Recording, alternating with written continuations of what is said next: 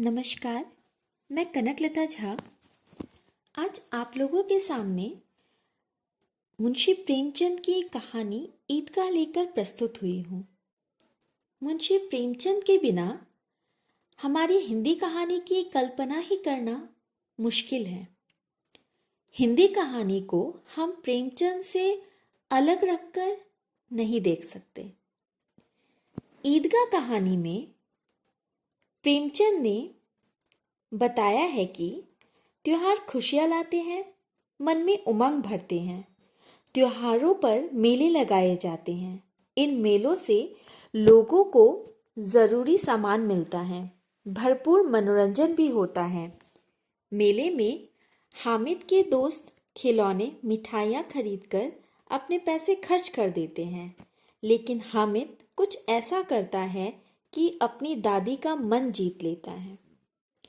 हम इस कहानी के माध्यम से देखेंगे कि किस प्रकार से बाल मनोविज्ञान का एक बेहतरीन रूप हमारे समक्ष मुंशी प्रेमचंद जी ने रखा है।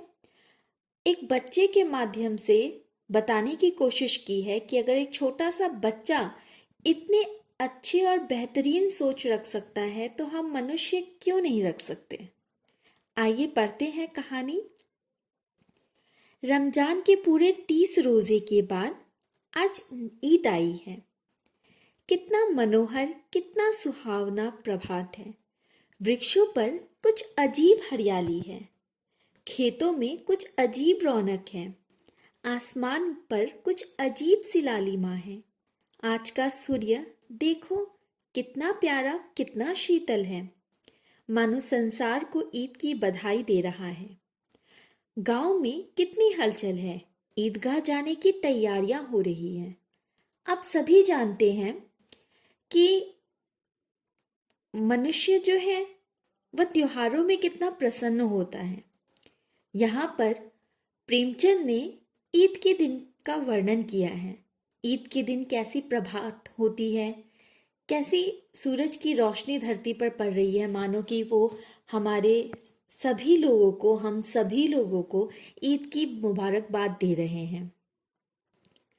लड़के सबसे ज्यादा प्रसन्न हैं। बार बार जेब से खजाना निकालकर गिनते हैं।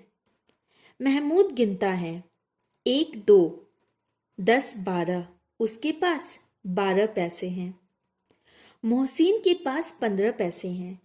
इन्हीं अनगिनत पैसों से अनगिनत चीजें लाएंगे, खिलौने, मिठाइयाँ, बिगुल, गेंद और ना जाने क्या क्या। और सबसे ज्यादा प्रसन्न है हामिद। वह भोली सूरत का 4-5 साल का दुबला पतला सा लड़का।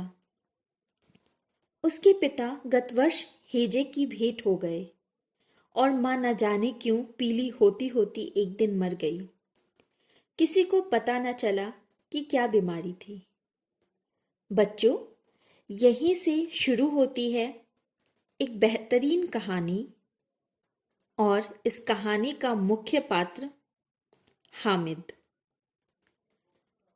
जिसके सिर से माता और पिता दोनों का साया उठ चुका है और एक छोटा सा बच्चा है जिसके जरिए कहानी आगे की कड़ियों को बांधते हुए आगे चलती है। हामिद अपनी बूढ़ी दादी अमीना की गोद में सोता है और उतना ही प्रसन्न रहता है।